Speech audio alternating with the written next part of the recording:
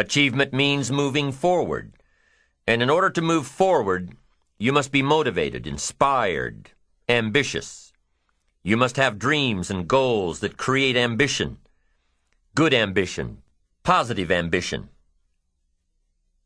Now, ambition does not mean being greedy. It does not mean being selfish. It does not mean getting ahead at the expense of others. Ambition is not greed. Ambition is not avarice, an all-consuming desire for wealth. Ambition is not hoping you can win at the expense of others. Do you suppose Judas was ambitious? He ended up with 30 pieces of silver, a fortune in those days. Was Judas successful because he had all that money? No, Judas sold out. Was Judas happy when it was all over with? No. The money didn't make him happy. What he did to get the money certainly didn't make him happy. What Judas became in the pursuit of his fortune caused him to end his own life. What drove him was not ambition. Ambition is not greed.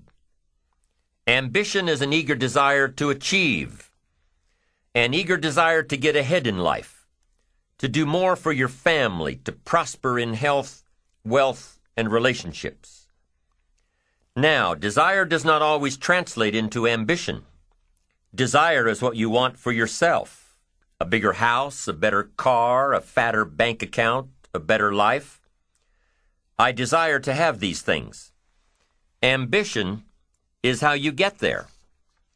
Desire is sometimes healthy. Desire is sometimes unhealthy.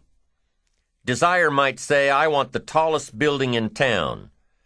The destructive side of desire might urge you to tear all of the other buildings down. I guess that's one way to do it.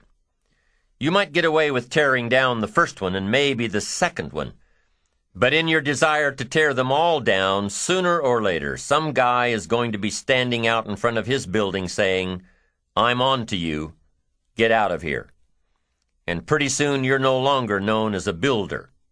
You're known as a destroyer. Now, the second way to have the tallest building in town is to see it, dream it, and plan it, and put your team on it, work on it. Go through all of the steps to get there. Do it right. Have the ambition to be the owner of the tallest building in town, and go through all of the right steps to get there. If you really want it, and have the skills to do it, and the patience to weather all of the storms, your ambition will lead you there. Having the ambition to do what it takes to get you where you want to go is good. Ambition is creative and constructive. Ambition is an expression. It's something inside of you want to express in a positive way. I'm sure you have dreams of accomplishing great things. Are you ambitious enough to realize these dreams? Are your dreams strong enough to pull you toward your future? Are they vivid enough to see the end result now? Are they worthy of doing until you get there? What are your reasons for creating these dreams? Reasons vary from person to person. I bet if you did a little soul searching, you could come up with a fairly strong list. The list of reasons. Why is it so important to achieve these dreams? What are you trying to express? These reasons for accomplishing great things are different for everybody. There are personal reasons, sometimes uniquely personal reasons. Some people do well for the recognition. Some people do well because of the way it makes them feel. They love the feeling of being a winner, and that is one of the best reasons. Once in a while I hear someone say, if I had $1 million, I'd never work another day in my life. Hey, that's probably why the good Lord sees to it that he doesn't get his million, because he would just quit. Family is another reason, a motivator for doing well. Some people do extremely well because of other people, and that's a powerful reason. Sometimes we will do something for someone else that we would not do for ourselves. I know a lady who was getting back on track from financial disaster. Even though she didn't have much of anything left, Her primary motivator was to keep her daughter in private school, an expensive one of the best in the country. Although her goal was to financially surpass where she was before her economic fall, her main reason to work all of those extra hours was to give her little girl the best possible education. As you can well imagine, wanting to do something for someone else led her to all sorts of other accomplishments as well. How fortunate are the people who find themselves greatly affected by someone else. It's powerful. What has you getting up early, hitting it hard all day, and staying up late? What has you inspired? What are your reasons for doing well? What's at the core of your quest? What is the power behind your ambition? Think about it. Jot it down. Do some soul searching. Define your reasons so they will work better for you.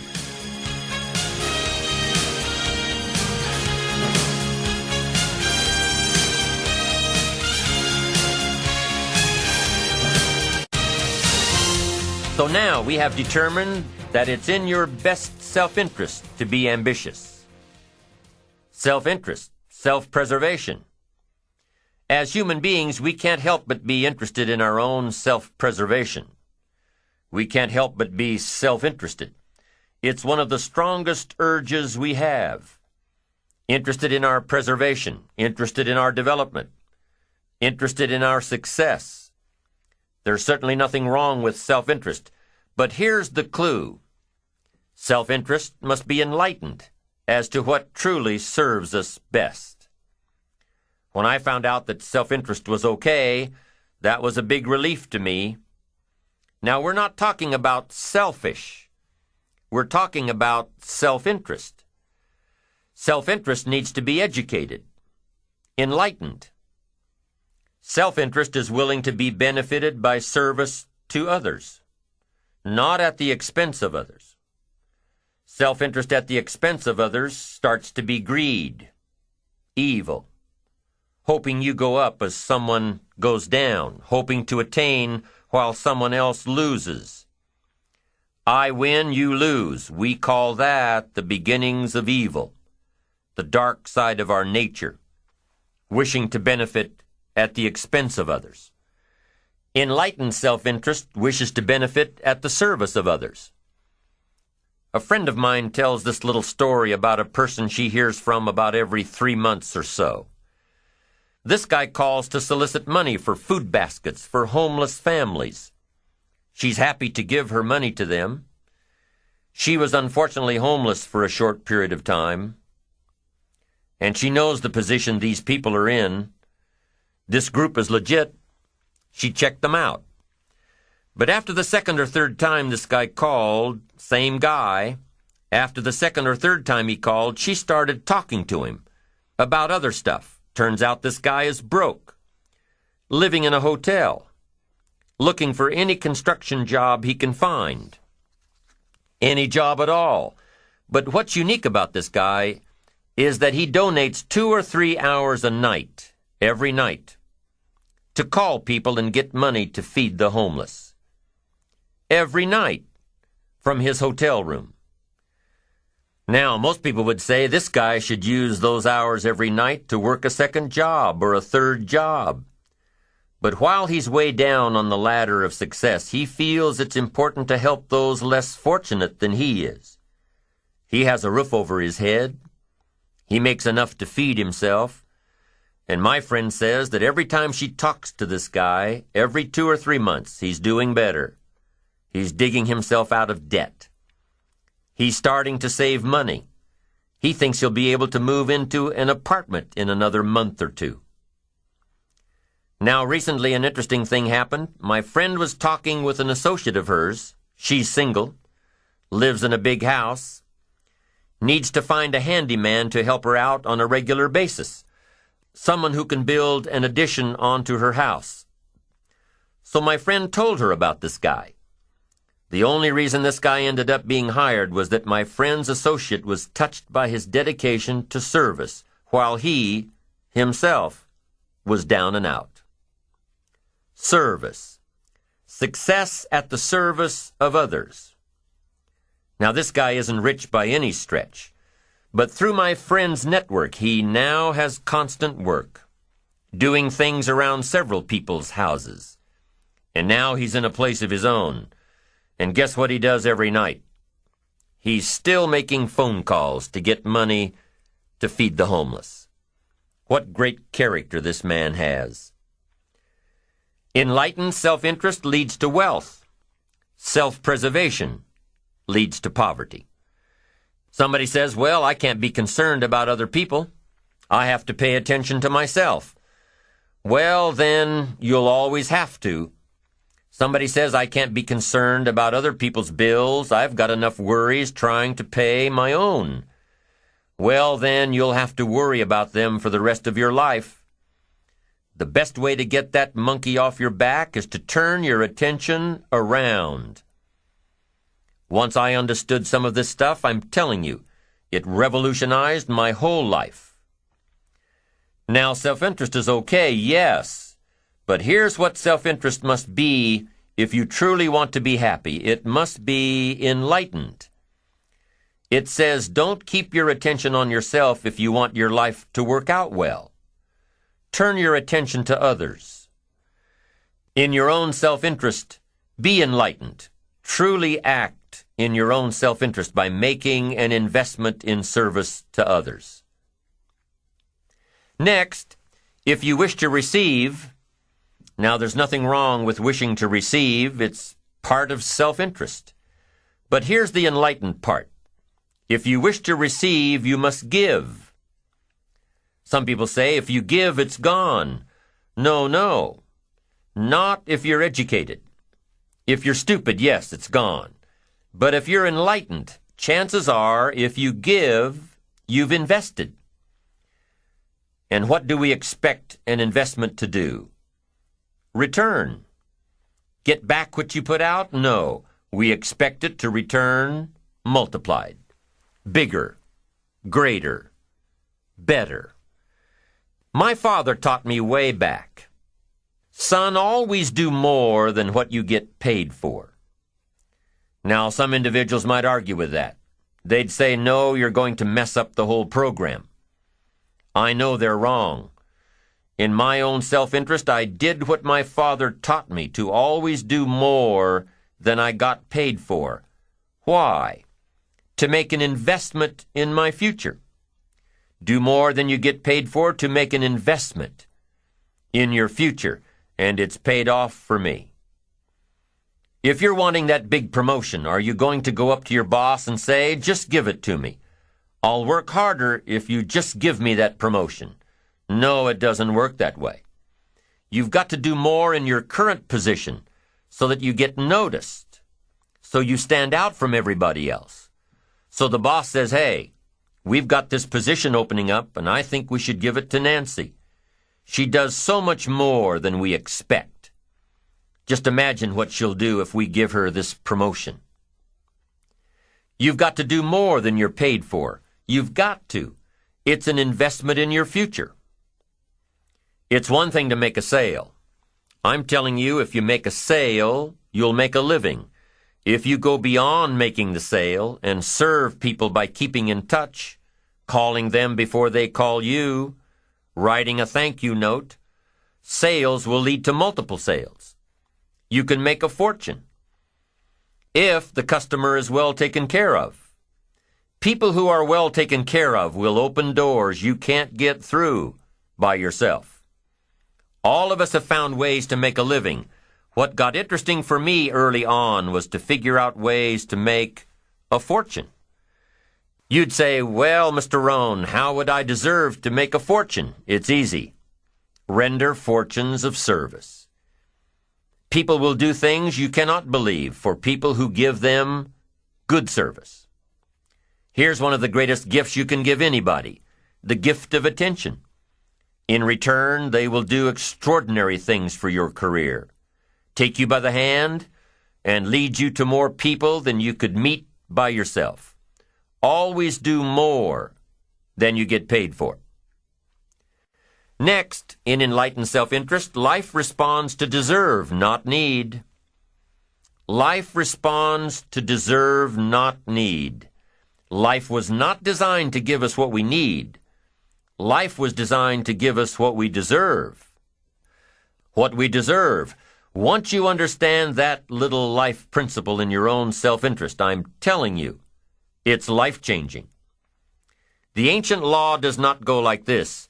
If you need, you will reap. No, it doesn't work that way. A lot of people out there are hoping it works that way, but no, it doesn't. The ancient law goes like this. If you plant, you will reap. If you sow, you will reap. Somebody says, well, I really need to reap. Well, then you really need to plant in your own self-interest. Your own self-interest needs to be educated in how to plant, how to do it so everybody wins, because life doesn't respond to need. You can't go to the soil and say, I need a crop. The soil just smiles at you. And here's what the soil says. Don't bring me your need, bring me some seed. Bring me some effort. Bring me some discipline. Bring me some interest. Bring me some service.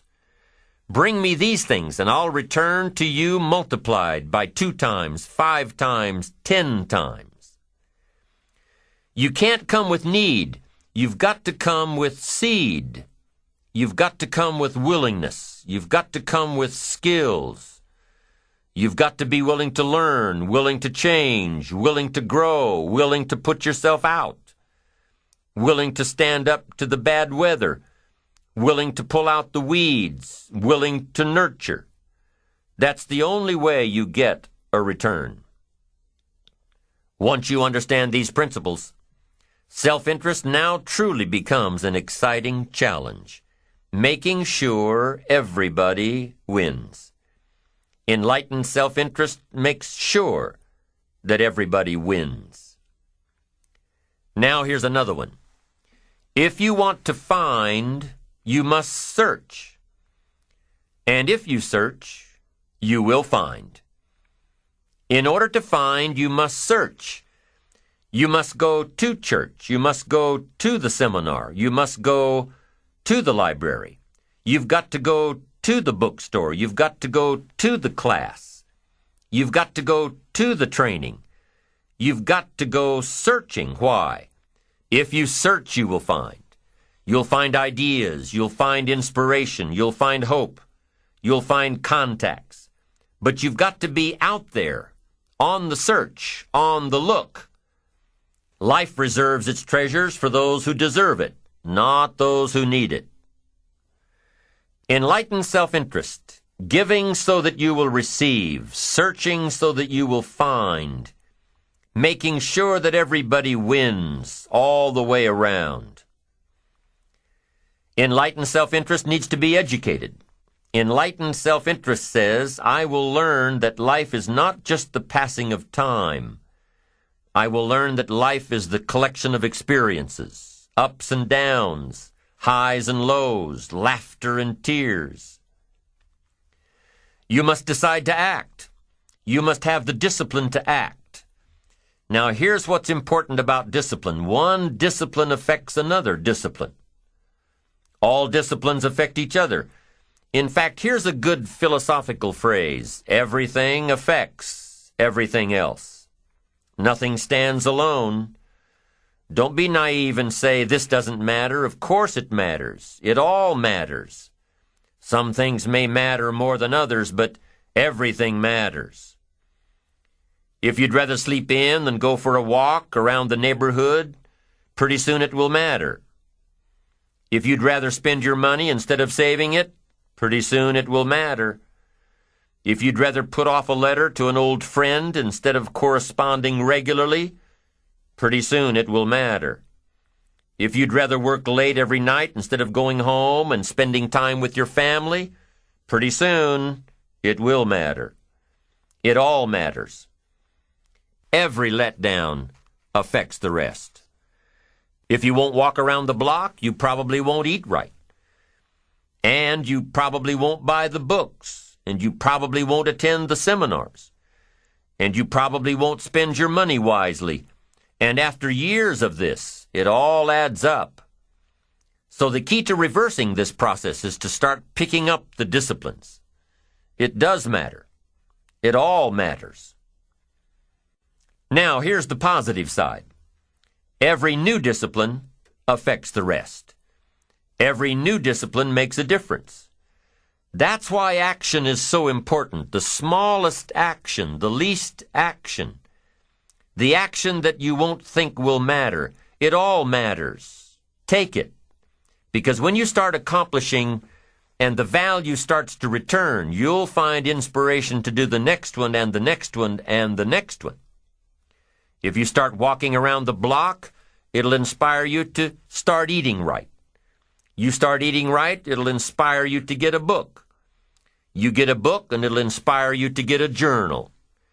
You get a journal, and it'll inspire you to develop some skills. Disciplines affect each other. Lack affects the rest of your life. The key is to diminish the lack. One of our greatest temptations is to just ease up a bit, to do just a little bit less than you're capable of, to take a little break. Somebody says, "It'll just affect my sales." No, it'll affect your consciousness. It'll affect your philosophies. It'll affect your home life. It'll affect everything. No, you can't ease up a bit. That's what vacations are for. When you're at work, work. When you're on vacation, rest. Wherever you are, be there. If you think about vacation when you're at work, you'll surely think about work when you're on vacation. You'll just mess it all up. So be disciplined. Get involved. Do all that it takes to get the job done. Get your health back. Get your bank account where it's supposed to be. Get your family in order. Get disciplined, be disciplined every day. When you set up the disciplines that give your life structure, miracles can happen, multiplied. And I'm telling you, anybody who wants to make a drastic change in their income can do it. I was broke at age 25 and a millionaire at age 31. Everything around me was the same. I changed. I refined my philosophy. I read the books. I took the classes. Started looking at life a little differently. I'm telling you, it works.